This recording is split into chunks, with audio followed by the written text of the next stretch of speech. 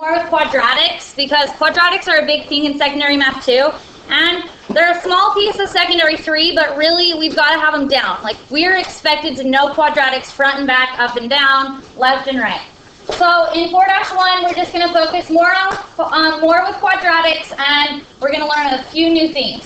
So recall that quadratics, meaning degree 2, we know it's quadratic if the highest degree in a polynomial is degree 2. That's what makes it quadratic. And quadratics can have two forms.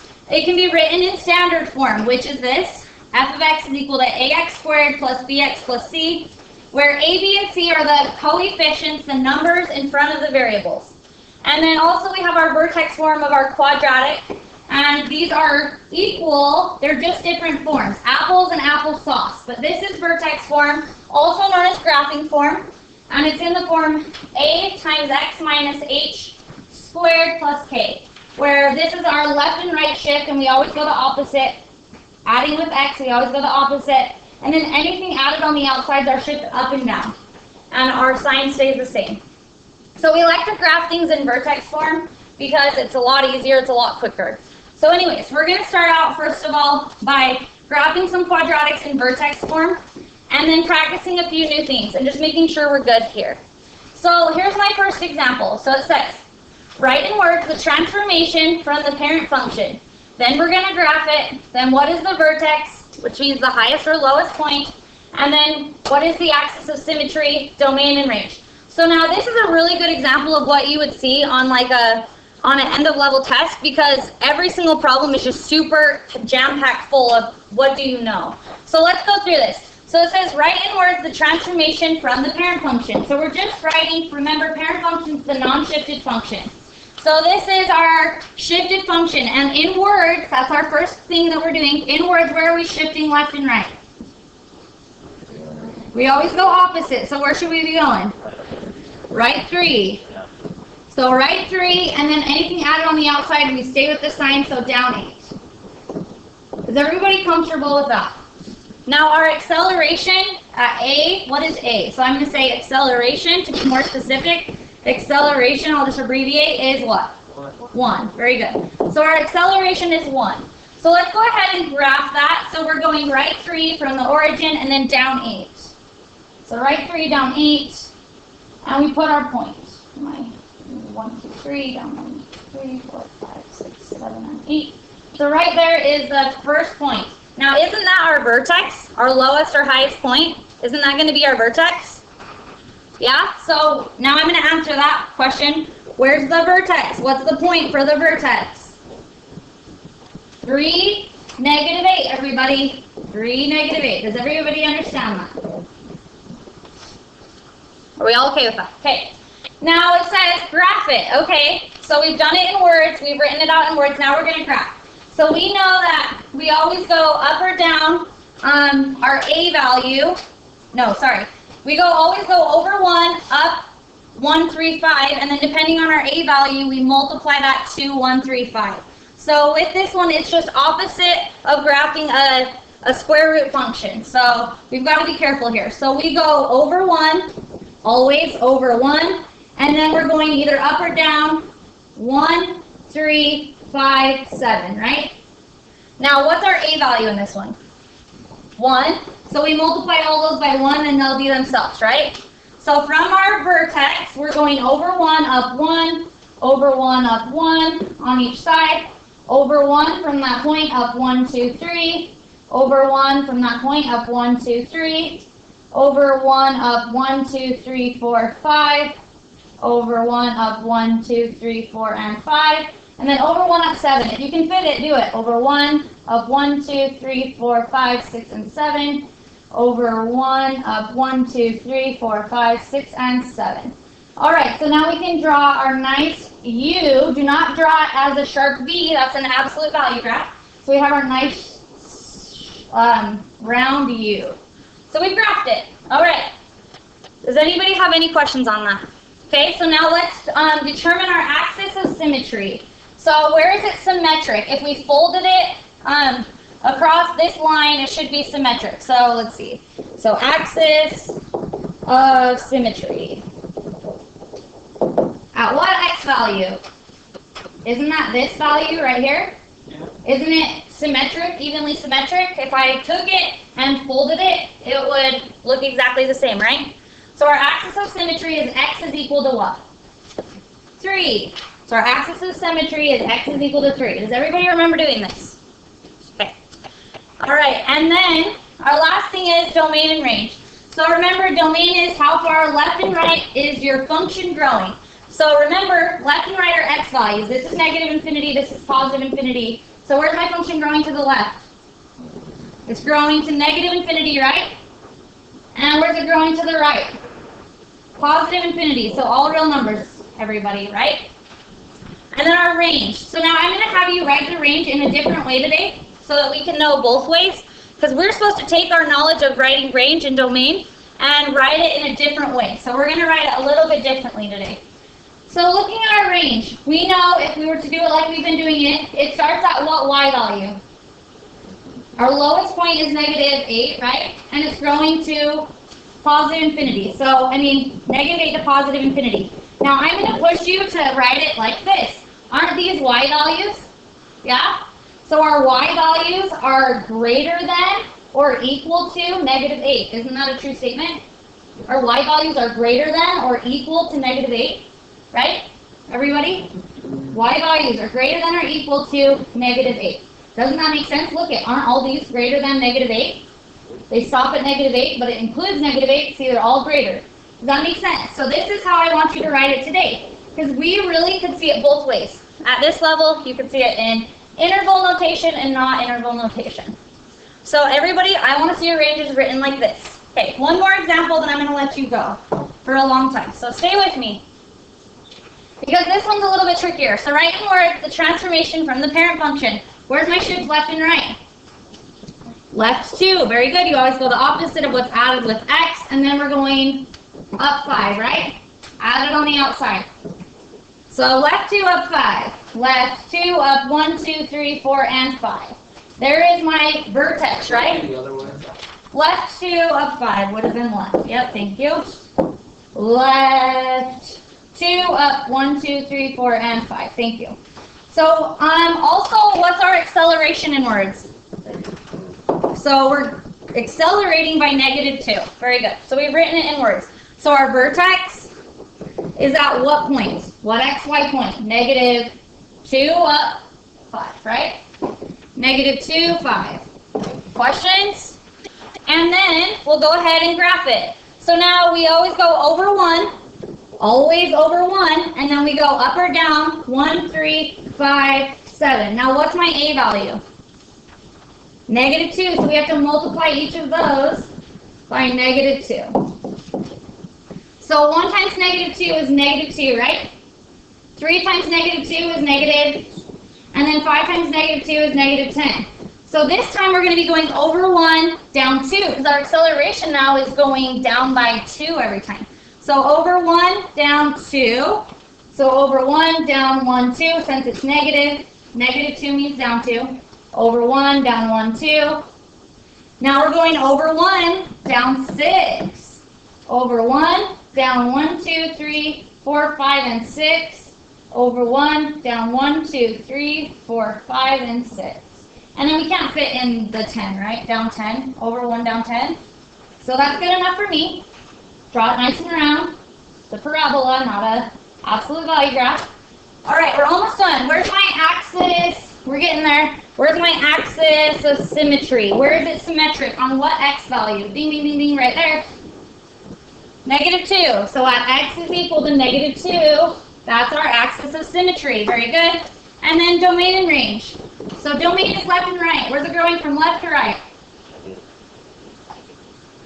Negative, well, left and right, this is negative infinity, right? And this is positive infinity. So it's going this way to negative infinity, right? Ding, ding, ding. And we're talking left and right, so where's it going this way? Positive. Does everybody see it? Yes or no? So domain is all real numbers, right? And then our range, let's write it the second way I just showed you. What y value does it start at? 5. And aren't they growing to negative infinity? So our y values are less than, right, or equal to 5. So our y values are less than or equal to 5.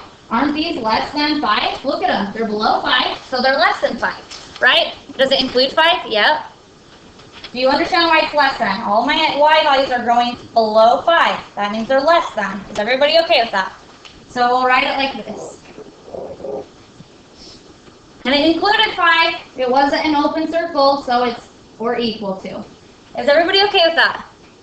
No questions? You're sure? You're sure? You're ready to practice? Okay, so everybody should be doing problems 1 through 4. Now I'm going to be moving on in a spiffy quickie, so you better hurry it up. And I wouldn't talk about anything other than math, because I'm moving on with or without you, so that we can keep learning. Okay, so this is the next thing, probably one of the hardest things for some reason for students to do. Hopefully, after you see 2 examples, you'll be okay. So it says, we have not seen this yet this year, but it should make pretty quick sense to you. So it says, write the equation of each parabola. So we know parabola automatically means something squared. So that's one of the key things in this. It says, write the equation of each parabola. So you should say, I know a parabola means something quadratic. Okay. So, write the equation of each parabola in vertex form. Here is the vertex, 3, 2. So vertex is at 3, 2, x, y. And then a point is at, and another point on the quadratic is 1, 3. So the first thing you're going to do is write out what a vertex form parabola looks like. So we know parabolas in vertex form have f of x is equal to a times x minus h squared plus k.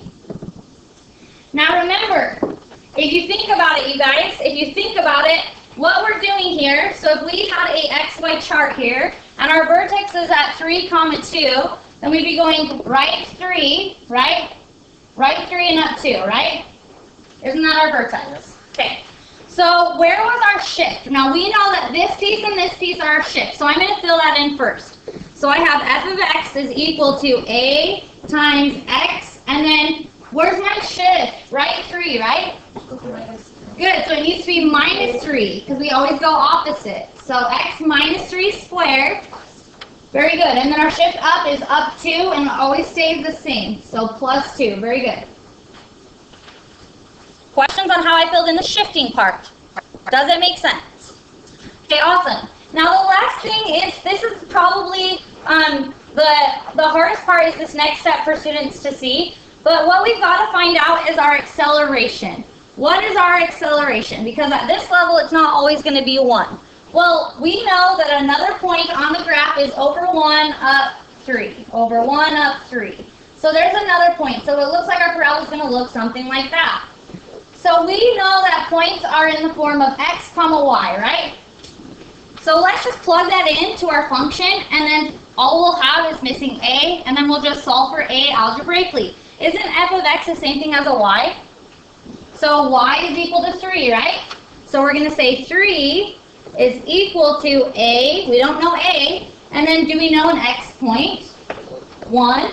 So we have 1 minus 3 squared plus 2. So does everybody see I just plugged in that other point into x, y? Yeah? So then from there, look at your equation. Is there only one unknown? Just a, right? So can we algebraically solve for a? Yes. So we have 3 is equal to a times 1 minus 3 is negative 2, right? Negative 2 squared plus 2. So you've got to be careful with your algebra here. 3 is equal to a times, what's negative 2 squared? Negative 2 times negative 2, guys. Positive 4. So we have a times 4 plus 2. Now we're getting there. We're solving for a, algebraically, piece by piece. So I'm going to subtract 2, right? 3 minus 2 is, so we have 1 is equal to a times 4. How do you get a along? Divide both sides by 4. So a is equal to 1/4.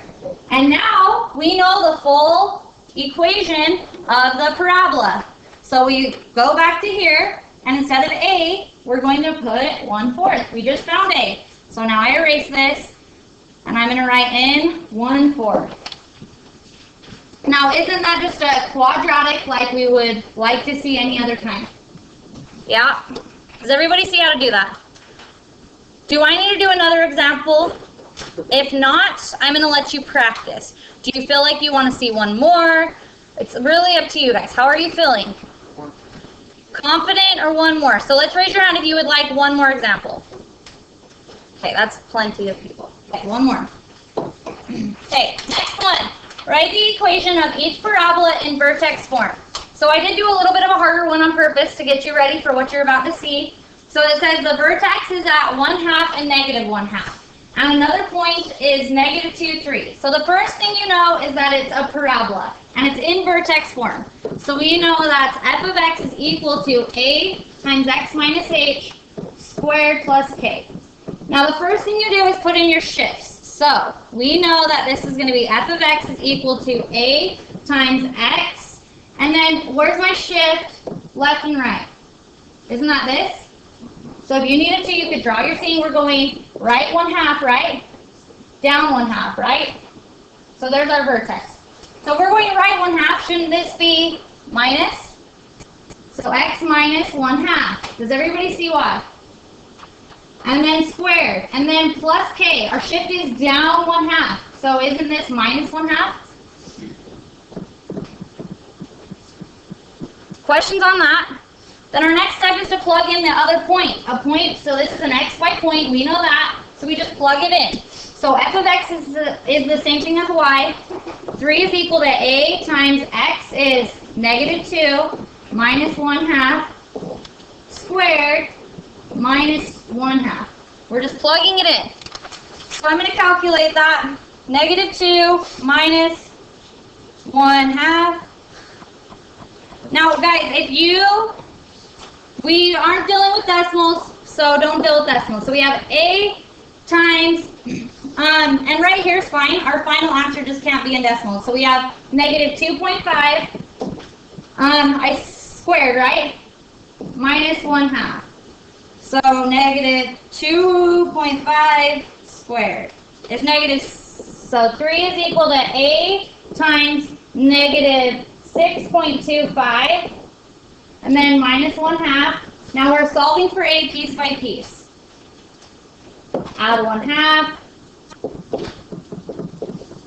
So we have 3.5 on the left is equal to a times -6.25. Then my next step to get a alone. Divide both sides by -6.25. Divide by -6.25. So a is alone. We found a, but we don't do decimals, so type it in your calculator. 3.5 divided by -6.25, hit enter. It's a decimal, but we know how to change it back to a fraction using our calculator. Math, enter, enter. -14 over 25. So that's our b value, our a value, I'm sorry. That's our a value. Does everybody see how I did the exact same thing algebraically? We were dealing with fractions, guys. Fractions are just numbers like any other numbers. And you have a calculator, so you should be able to do it. So now instead of a, I'm writing in -14 over 25. -14 over 25. And that would be my answer. So don't let fractions scare you. The process is still the same. You don't even have to really use your brain because your calculator will do it for you. Okay. So do problems 4 and 5 on the worksheet, and we're moving on quickly. So I'm going to probably get you to let you do one. And so everybody's moving on. So guys, pay close attention. Here we go. Now, this was a big deal for a lot of you. A lot of you had a hard time with this. I think the second time you see it, it's going to be easier for you. So it says, write the quadratic in vertex form. Okay, so look at it. It's in standard form, right? ax squared. It's in standard form. ax squared plus bx plus c, right? So it's in standard form. To rewrite it in vertex form, we do it by the method of, does anybody remember completing the square? Now this was hard for you at the beginning of the year, guaranteed. You guys, your brains are way, way more developed now. So I think today it's going to be like, wow, that wasn't hard at all. Okay, so everybody, this was the process. So we take our b value, which is 4, right? Not 4x. X is not the b value. B is the coefficient in front. You take your b value and divide it by 2 squared. This is our square, right? So our b value is 4. So 4 divided by 2 squared. Now remember, it's beneficial for you to show your work because we're going to use it. What's 4 divided by 2? So we're doing 2 squared, which is 4. So this is the piece we're inserting into our equation. Now remember, you insert it in after the bx value. You insert it in. So since it's positive 4, we're going to insert it in right there. So leave these things. We have x squared plus 4x, and then we're going to add 4. Well, we just changed the problem. So to even it out, what do we have to do? If we add 4, what do we got to do? Subtract 4. Way to remember. So if you add 4, you've got to subtract 4, because isn't that just 0? So we haven't changed anything. It's a fancy 0. So then don't forget about after we add 4, subtract 4 to even it out. Don't forget about the minus 5. Does everybody remember that? Where'd you get the squared by the third? That's you just have to know that. That's how, yeah. You just got to know, okay, this is how I complete the square. Yeah. So then from there, we group the first 3 terms, right? And we group the last 2 terms together. Now from here, we're going to factor. Now we don't even have to know how to factor. We just look back to what it was inside the parentheses before we squared it, and what was it? Positive 2, right? So it's going to factor to be x, since it was positive 2, x plus 2, and it's going to be squared, right? Yeah. Okay? And then we're going to add these 2 up. Add them up. Now add them up correctly. This is negative 4 plus negative 5, which is negative 9. Isn't that in Vertex form? Ding, ding, ding. We have a winner and we're done. So our answer is f of x is equal to x plus 2 squared minus 9. There's our answer. That was how we learned how to complete the square. Once again, apples and applesauce. They're equal but different forms. Wouldn't you rather graph this? I would. That's easier. I mean, we know how to graph this. Well, anyways. Is everybody okay with that?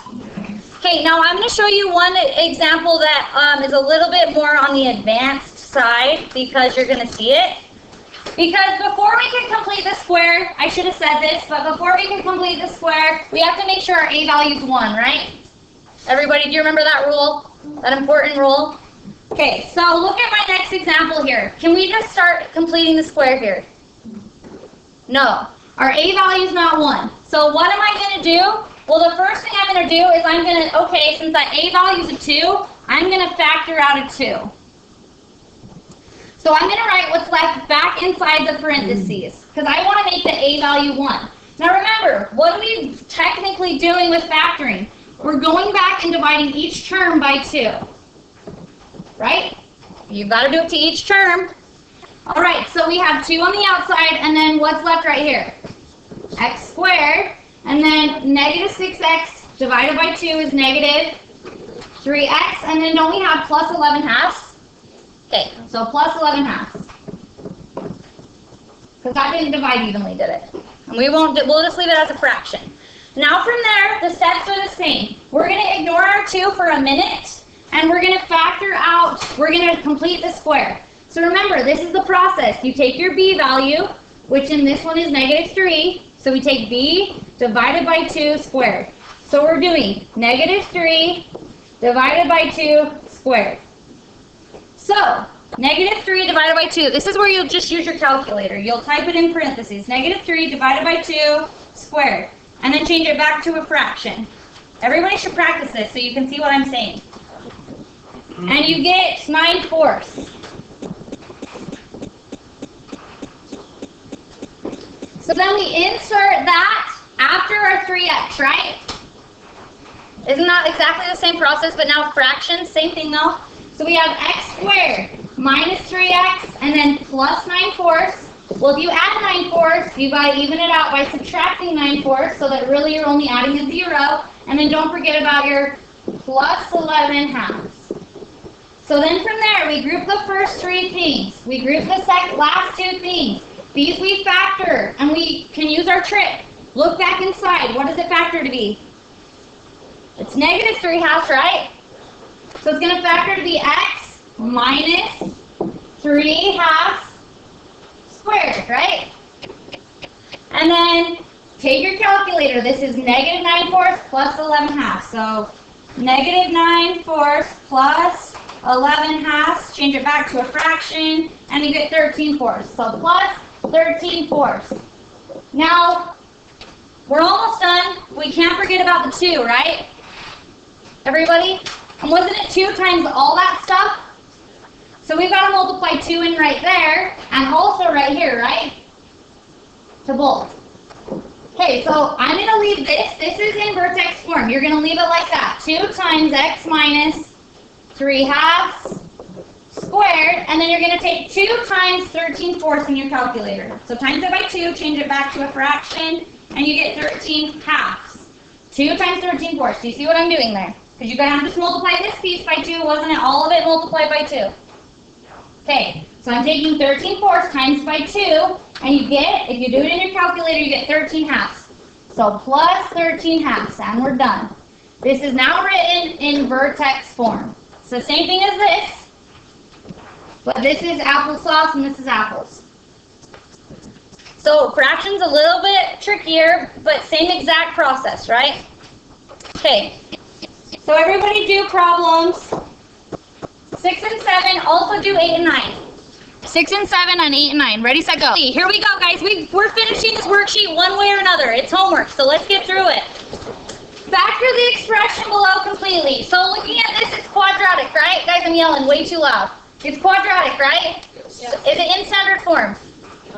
Yeah, it is in standard form. Highest degree to lowest degree. So we always start off factoring like this. Well, it multiplies to be a times c and adds up to be b, right?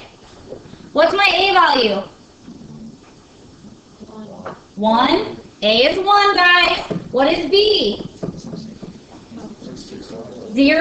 What is c?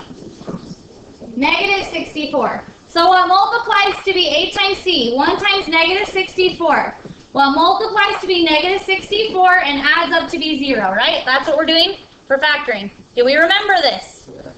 So then factors of 64, 8 times 8, right? It needs to add up to be 0 though. Wouldn't one of them have to be negative? Yeah. And then does that work? Is -8 times +8 -64? Yes. And then it also adds up to be 0, right? So it works in both cases. So our factors were +8 and -8, right? So we factors, and we can quick factor since our a value is 1. So this factors to be x plus 8 times x minus 8. And that's our answer, factor. Does that make sense, everybody? Okay? Let's look at the next one. The next one, 2x squared plus 3x. Don't make it harder on yourself than it needs to be.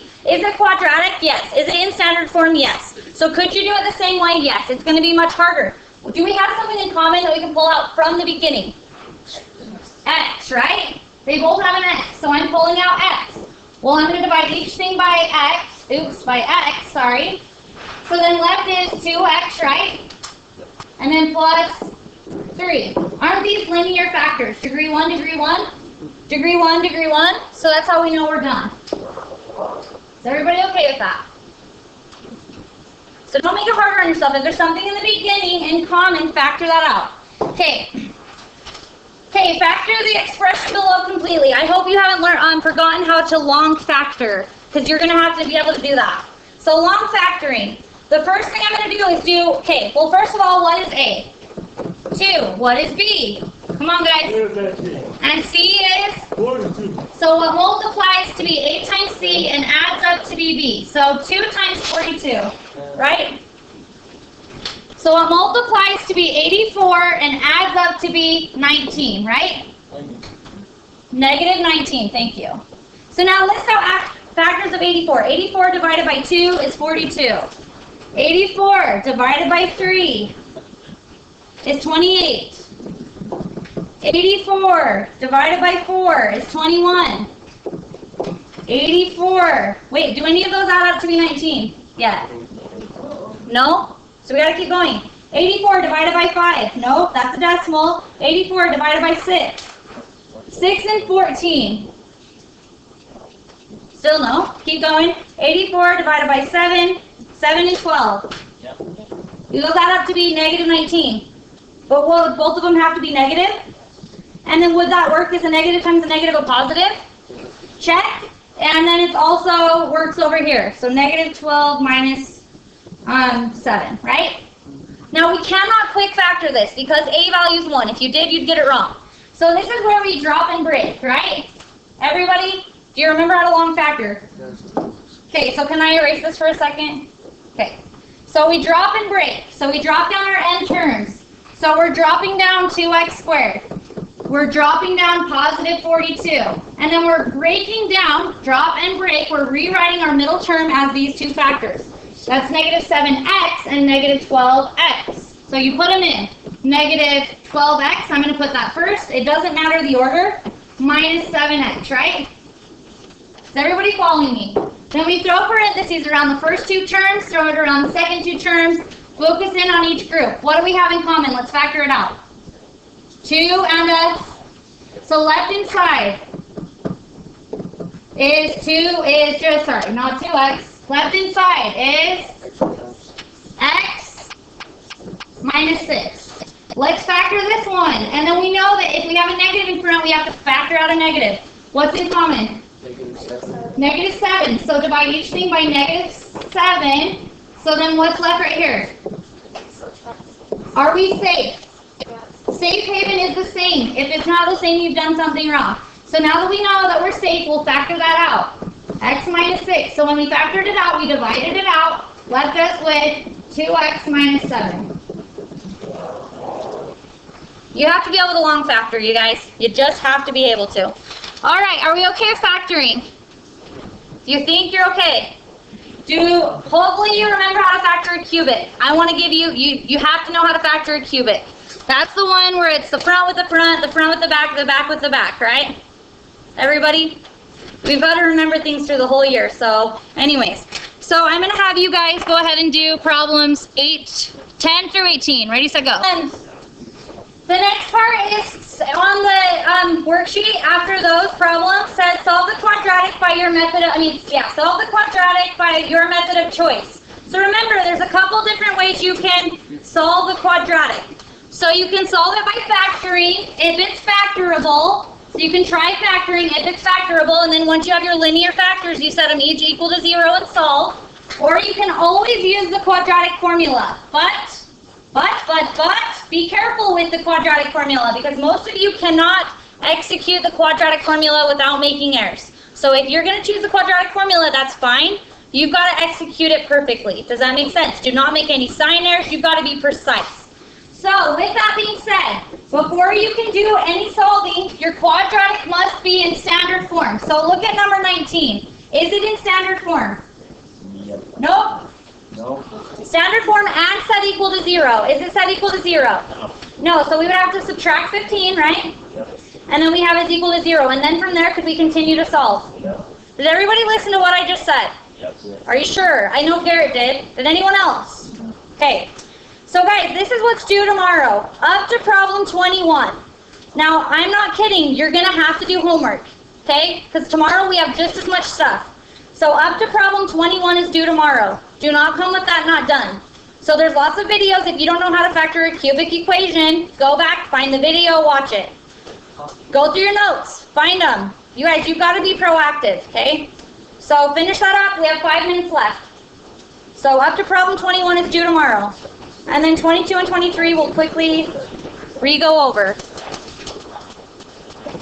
If you struggled,